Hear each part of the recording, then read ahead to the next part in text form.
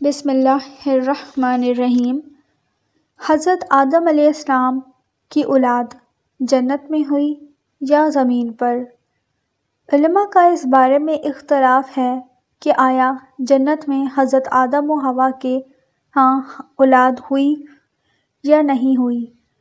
ایک یہ ہے کہ ان کے ہاں اولاد صرف زمین میں پیدا ہوئی، اور ایک قول یہ ہے کہ قابل اور اس کی بہن جنت میں پیدا ہوئے۔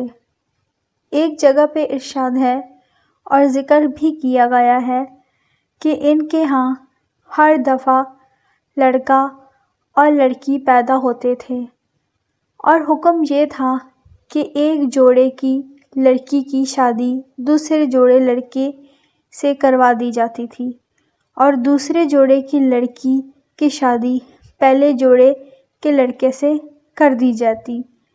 یہ سلسلہ کافی مدت تک چلتا رہا تھا، اور ایک وقت میں پیدا ہونے والے لڑکے اور لڑکی کی شادی باہمی طور پر جائز نہ تھی۔